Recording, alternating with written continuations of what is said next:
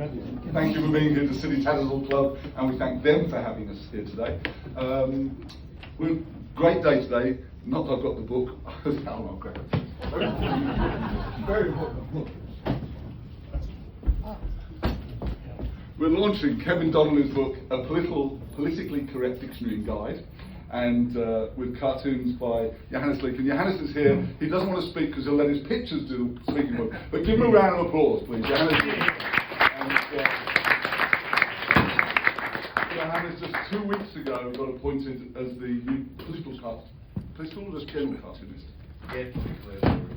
For the Australian newspaper, which is the position his father held for many years. So it's great to have him here, and great to have him in the book. To officially launch a politically correct dictionary and guide, would you welcome Sky News columnist and the most powerful woman in the country, Peta Credlin.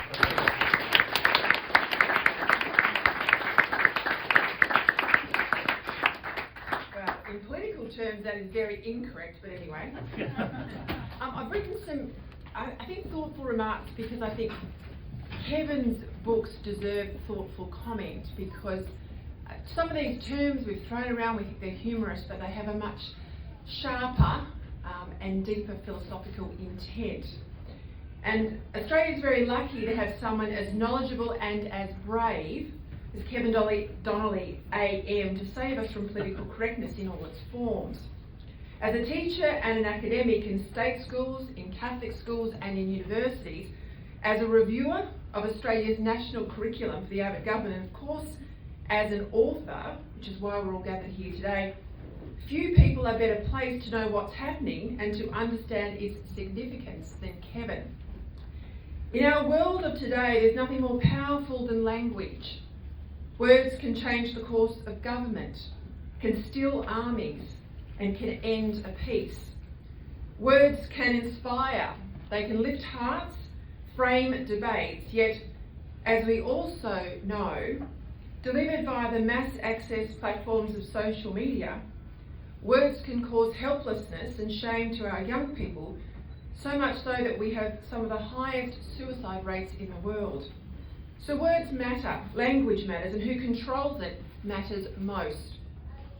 This is Kevin Donnelly's third book-length warning about the dangers we face. First, there was how political correctness is killing education. Then, how political correctness is killing Australia. And now, the official politically correct dictionary, which is why we're here today. Even the term political correctness itself is worth looking at. Most of it is known as PC. Now that's not my initials, I take umbrage to that, it's not PC. In that it's rubbish, it's also PC. And perhaps that's how we all treated it at the start some 25 years ago, when this fixation started to take hold in Australian discourse. We laughed it off, we mocked it even, and we thought that Australian common sense would see it off. Only common sense is no longer common, and since that time, the initial tentacles of political correctness have become talons and have clawed their way into the various institutions and organs of Australian life. Political correctness, of course, asserts a position that the views contained in the specific PC term or phrase are correct and that everything else is incorrect. With the weight of language, it's meant to demonise those who fail to heed the terminology or indeed rail against it. It's meant to create you as the other, as against the majority, when in fact you are the majority and they are the outlier. It's only that the architects of political correctness often control the public service who embed these terms and the media class who promulgate them, making it seem as though more of us are on board than really are.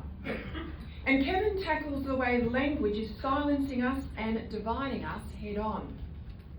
His essential point is that political correctness makes it almost impossible to have an honest discussion on topics such as Islam, climate change, race and identity. Because if you point out the obvious truths that the Quran offers numerous justifications for killing infidels, that many experts still regard the so-called settled science as contestable, that countries have a right to keep their character, and that nearly everyone is either born male or female, you are immediately labelled an Islamophobe, a denier, a racist, or a transphobe. The point of these labels is not to convey disagreement, but moral judgment. If you question the new left orthodoxy on these issues, you're not just wrong, you're bad. Now, most people are prepared to disagree on subjects where they feel strongly, but not many of us are prepared to be judged as moral lepers, and that's what makes political correctness so insidious. It's raised the temperature of almost every debate, and in doing so, has made debates much harder to have. It's designed to force a kind of unilateral intellectual disarmament on all who don't share the left's perspectives on their favourite topics. And it also explains why so many positions that we would have once laughed off as almost self-evidently contrary to common sense are now taken for granted. Like no longer building coal-fired power stations here, even though Australian coal is exported in record quantities to fuel power stations overseas. Like no longer building dams, even though by far the best way to deal with drought is water storages. And this is a statistic that should stop you in your tracks. In the time that Australia's population has doubled, so by 50% in increase, we have only added to our water storages by 3%. But it's not just these issues where political correctness is inverting common sense. Gender issues have also become the new battleground. We saw this recently play out in Victoria, where they passed laws to allow a person to change gender at whim. So no medical assessments or medical advice.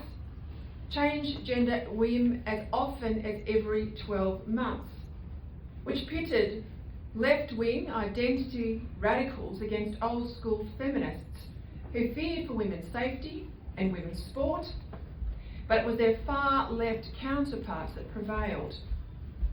As Kevin Donnelly has explained in previous books and does again today, political correctness plays on our fundamentally decent instinct to avoid offending people.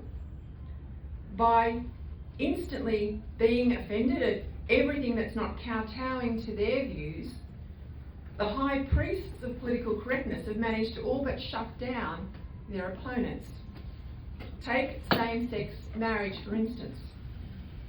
Back in 2003, the Federal Parliament almost unanimously confirmed that marriage was between a man and a woman.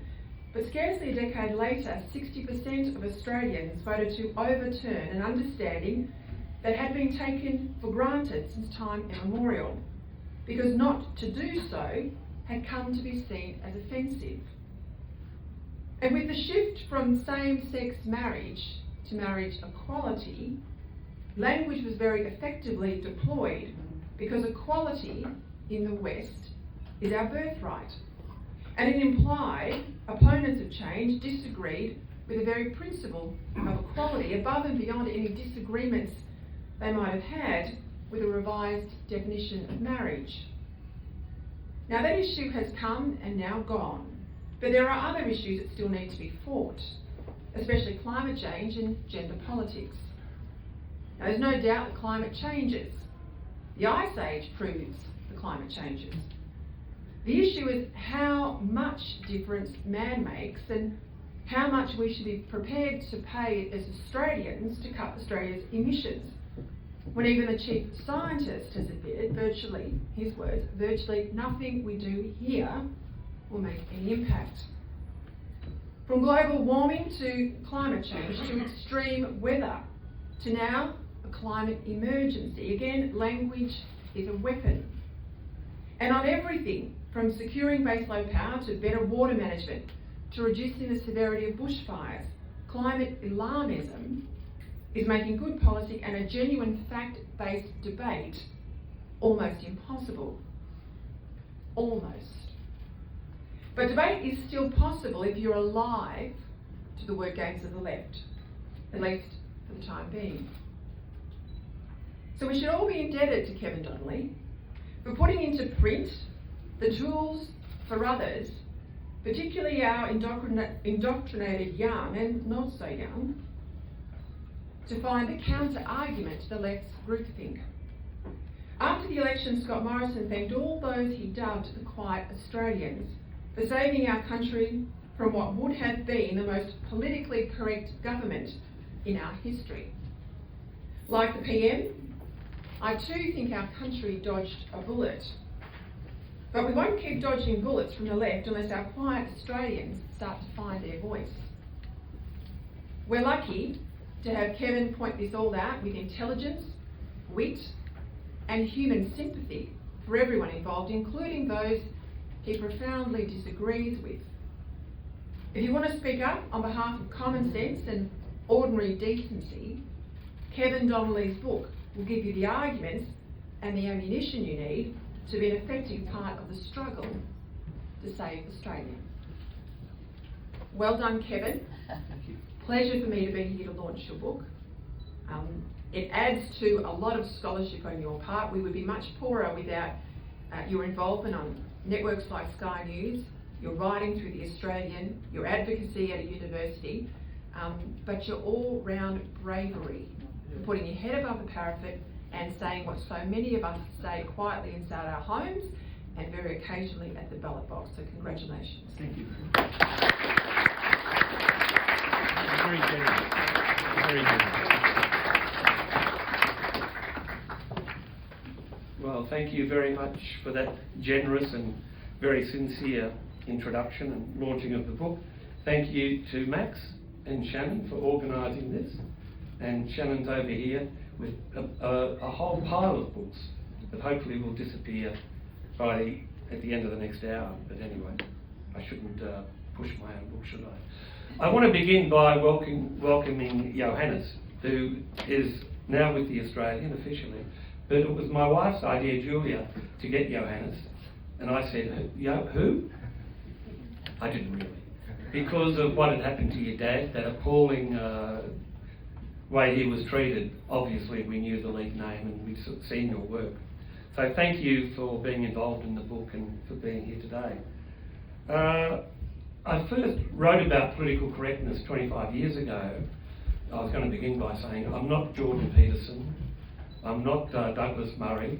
My friend, dear friend Colin Black is just over here from London, who sees them regularly.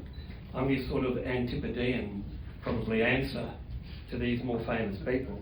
But I first wrote about political correctness 26 years ago. And some people argue, in fact, that it's about being humorous, about being funny. And I know when I was on Peter's show, we talked about the university back in the day of the graffiti, and it's terribly offensive, but I think I can quote it as an example.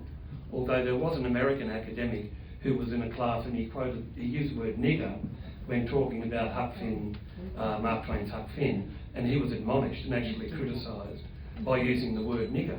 He said, but it's in the book. How can I teach Huckleberry Finn without mentioning the word nigger? But anyway, I'm about to use an even worse description. Gay rights, or is it land rights? Sorry, it's been a long time. Land rights for gay whales. And we used to laugh about that. And when I got the book from America, those 25 years ago, it had many funny examples about being vertically challenged for being short, or being an alcoholic, was a substance abuse survivor. It was quite humorous in many ways. But then when I came back to Australia, I realised it was a deadly serious game, that in fact political correctness had started to seep into our universities, our schools, our media, not all the media, thank God, but also generally in terms of corporations, virtue signalling, and it just goes on and on. Whether the church or family, political correctness was no longer about being humorous or funny. It was in fact what I call the cultural left's long march through the institutions. And as Peter said, if you criticise multiculturalism, you're xenophobic or racist. If you argue that marriage is between a man and a woman, generally for the purpose of procreation, you're heteronormative. If you argue against gender transitioning, you're guilty of transgenderism. It just goes on and on. And worst of all for me as a literature teacher, because I love the canon, I love what the English language does for us. If you argue that there is a positive beneficial side to, say, the literary canon, whether it's Maloof, Australia obviously, or Patrick White, or Shakespeare or Jane Austen, you're guilty of being a Eurocentric and guilty of supremacism, Western supremacism. And that's why those over 200 academics just a year ago signed an open letter condemning the Ramsay Centre, the bequest. They didn't want the money because it was going to establish a centre for Western civilisation. When I taught literature, one of my favourite authors was George Orwell, and if you remember 1984, he really encapsulated what we're now suffering and what we had for a good 20 years. He warned about the dangers of Big Brother, of thought crime, of newspeak, where liberty is freedom, war is peace. What Orwell understood from his own personal experience in the Civil War in Spain, but also seeing what had happened in Stalin's Russia and Hitler's Germany, that one of the first things a totalitarian dictatorship does, either of the left or the right, is to control language, control how people think. So I then started to think, well, this is a real issue here. How do we fight it? And I'll just, an aside there, the book is dedicated to Bill Leak, who I describe as a cultural warrior. And Johannes, I think, is carrying the flame there in terms of continuing the struggle. But I'll talk a bit about that later. The other argument is often put that political correctness is just an example of rhetoric. It's an example of just being persuasive. But in fact, as Peter gave examples, it's not. It's more about the cultural left, beginning with the Frankfurt School in Germany during the 1920s, looking at Stalin's Russia, looking at what had happened in terms of the West, that in fact the workers in the West were reasonably happy, even though they'd had a depression and a war, but the life was good in the sense that they were never going to storm the barricades or spark the rebellion. So what the left did was to argue the way forward was to take over the institutions, whether it's family, university, church, school, that if you take this long march, you then have a chance of bringing about a socialist utopia. Some of you, if you are Victorian, would remember Joan Kerner, who was Education Minister and also Premier. But she gave a talk at a Fabian Society some years ago, and she was bold enough and honest enough to admit what the strategy was. She argued schools and education have to be used for the socialist transformation of society to overthrow capitalism. But we know this utopia never eventuates, and that's the danger. You only have to look at the killing fields in Cambodia, or what had happened under Mao, the millions tortured and killed and who starved, what happened in Hitler's Germany. If you look at countries like Venezuela that are bankrupt, where there is no liberty or freedom, this dream of a socialist utopia never eventuates. The other problem with political correctness is that it's not just seeking, from a cultural left point of view, to indoctrinate young people in particular. And I did review the national curriculum, and at the time I was arguing that in fact it had been captured, and there's a very strong focus. All subjects have to be taught through a prism, a politically correct prism of Indigenous, sustainability, environment and Asia. We argued very strongly in our report to Minister Pine at the time that there should be a greater focus on Judeo-Christianity and Western Civ, but that was never taken up. Tony Abbott's here, I think, today, and he would understand why, because events overtook that government. So I think the great shame that in fact happened. But political correctness, it relies on emotion rather than reason. And as an educator, as a teacher, this is one of the main things that I'm most upset about. If you talk about rhetoric, it's okay to use persuasive language, to appeal to experts, to use personal examples, although that's not often recommended. To be reasonable, to be logical is what we argue in terms of rhetoric. But political correctness is the opposite. It's more about emotion. The whole slogan, love is love, is not rational in the sense that when you think about it, love between a husband and a wife, or the pets that you have, although you're not allowed to call them pets anymore. You'll have to buy the book to find out. But you're not allowed to call them pets. But the way you love a pet, the way you love your house, the way you love going to, Noosa or whatever, the love between a husband and wife is something profoundly different. But that slogan, love is love, was a very clever marketing exercise because it encapsulated what I think for the millennials is the way they think. As I said to Peter on her show the other week, the expression I think, therefore I am probably captures the Enlightenment, but it's now become I feel, therefore I'm right. Now, that to me is a serious problem. And I won't keep you too long, but I'll finish off with what's to be done. Because at the end of the day, we do have to, as I said as a young boy, with Jim Cairns, outside the town hall when we had the moratoriums, there's a good argument that, as Winston Churchill said, if you're conservative when you're 17 or 18, you've got no heart. If you're still a conservative when you're 20, 25, 28, you've got no intelligence. But there was something about the 60s Cultural Revolution, which was, as Wordsworth said, about the French Revolution. Glorious was it to be alive, but to be young was very heaven. And there was something in the late 60s that kicked it along in terms of the power of political correctness. I mentioned the Frankfurt School in the 1920s, but it received a significant boost in the late 60s. So what's to be done? We have to call it out, and that's what I've tried to do in the book, and that's what Johannes does and his father did so brilliantly. You have to call it out. You have to have the courage and the belief and the conviction to say what it is instead of just going along quietly. And I know that's incredibly difficult now. I was talking to a Qantas flight attendant, a woman, about the manual that went out a year ago, I think, for the staff at Qantas about not being able to say mum or dad or husband and wife, and that they had to use a gender-neutral pronoun. And I said to the attendant flying up from Melbourne, is that fair income? I mean, you're at the front line, what do you think? And she kind of laughed and looked at me and said, darling, that's all right. She was about to say, your wife. I said, it is my wife, she was sitting next to me.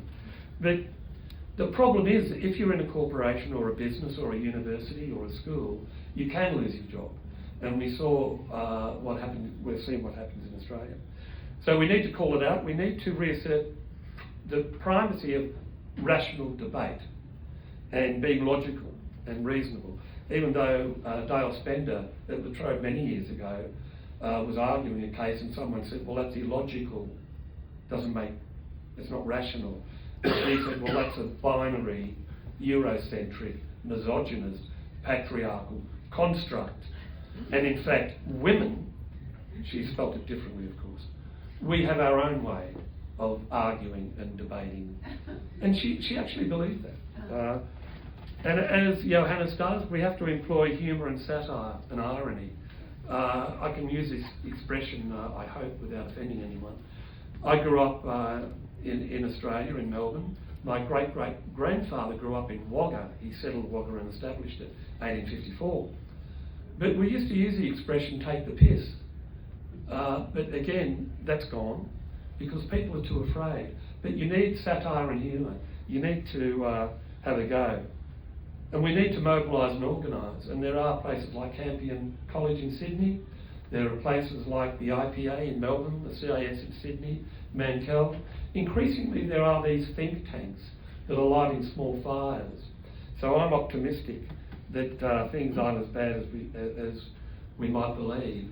And the fact that the Quiet Australians spoke at the last election is, to me, a good sign.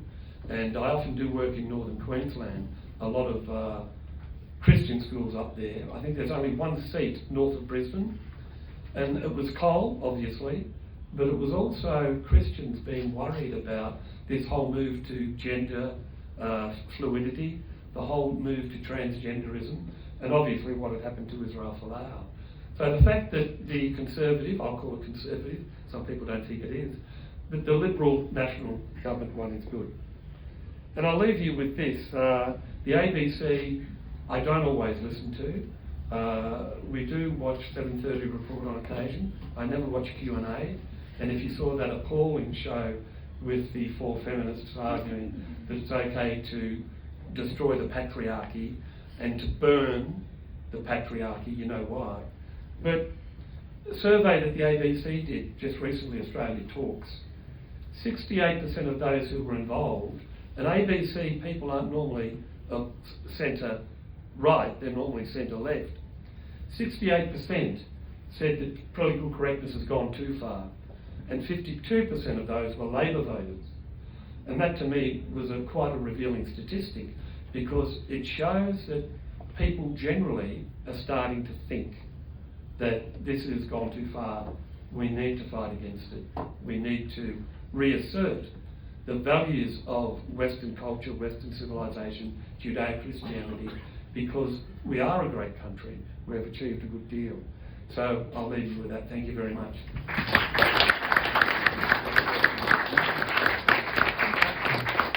Thank you so much, Kevin. And Peter, can I ask you to come up and be in a photograph with Kevin before we move on? We could do a Q&A, yes. Just let him for the photograph so we just make sure we get that. Side. Okay. Where do you want us to look, guys? Just. Well, it's not like I get a bottle of champagne and I crack it Crack on. it down. Let's do that. Shoot, there you go, launched. And do you want to ask some questions? Yeah, fine. Peter, you happy to join or? Questions? Yeah, you are. We're happy to take questions, sir. Kevin, just on your mention of George Orwell, can you just comment on the fact that his early career was a policeman in northern Myanmar, Yeah, Burma. Burma, and a lot of his instruction or input to future books was based on his experience on the colonialism, the use of the local women, the slavery, and then the rebellion against the colonialists eventually. Could you comment about how that might impact on his future books? Or? I've travelled through Burma, Myanmar, and it's a fascinating place. They love language, they love literature. That's an aside. But Orwell, you're right, he worked for an imperialist colonial power, and he learned a great deal and saw a great deal of suffering. I mean, the other point here is that he also travelled in North England, I think, as an itinerant worker, and learned so much about the poverty and the stress the working man and woman faced. So he's a hero in a sense that from his experience he was able to build that vision of a dystopian novel that in fact we're now living. Yes, ma'am. In your books, like, I love what you do, and I love what both of you do. But I came from a similar era, and political correctness overtook the environmental debate in the early 80s with the fur debate, when Greenpeace marched a bleeding fur down the pathway. That single act now has a whole generation thinking that that was a good thing, but that was the greatest environmental disaster for endangered species that we've had, because it meant that in Australia, for example, feral pests went berserk and our native species diminished. Is there anything that you're doing that's actually addressing this completely warped view of the environment? Like, Yeah, I mean, it's an issue, and Peter knows about this as well, unintended consequences, that often what appears to be a reasonable thing can actually have quite detrimental impact. Oh, there's a good example in New South Wales. Bob Carr locked up the forest access routes that firefighters had used when a fire took fire in native forest. He locked them up because he didn't want motorcycle riders and others to use those paths and to degrade native bush tracks where he wanted people to walk, degrade them with motorised vehicles. In doing so, 25 years on, there are fires burning around the country that firefighters say we have to just allow to burn out in these native forests, Because not only are there no control burns to reduce the fire load, but we can't even get in. There's no paths, trucks and other vehicles to get in and save these forests. So we allow them to burn, we lose all of that vegetation, we lose all of the animals, we see the issues with koalas around the north coast, all because we went too far in swinging that pendulum. And this is the problem I tried to allude there with water storages. In Victoria, they have banned dams. Look, we want to be the food bowls of Asia. Well, we won't be if we don't have water. So banning water storages because of an environmental reason just helps amplify, well, there's no water, we must be in the middle of a climate emergency. Well, we are, because we haven't got the guts to put a shovel in the ground. That's the problem. True. So, when news of this event hits Twitter, people who were not here will immediately, and when they hear that Tony Abbott is in the room, will immediately write this off as a gathering of old white men. Notwithstanding the majority of women in the audience, notwithstanding Peter's gracious presence here as well. and Bronwyn. Hello. But having a look at, if we assume that there's one generation of young people that probably intellectually a write-off because they've grown up with this stuff, but there's a very, very young generation that has just emerged.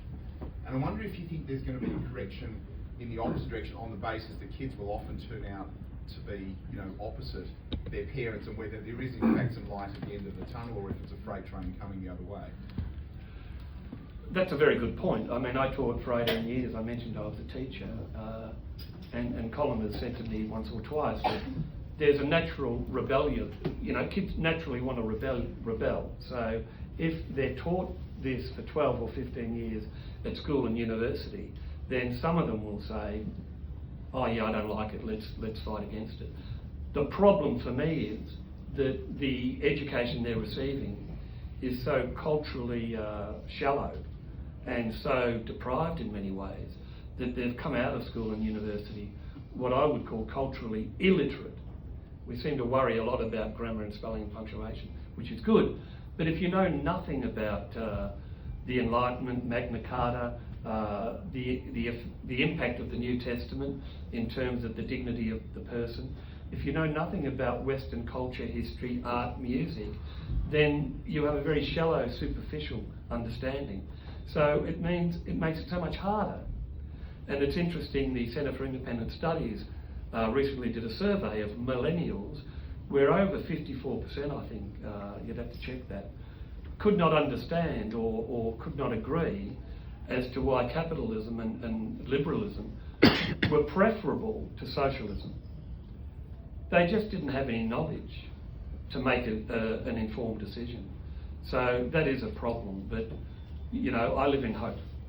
Last I'll question. just Sorry, make a please. point there that I think we will, and I say this is the broad centre-right, and I accept that not everyone in the room would ascribe to even being on the centre-right, but the centre-right will lose 100% of every fight they do not contest.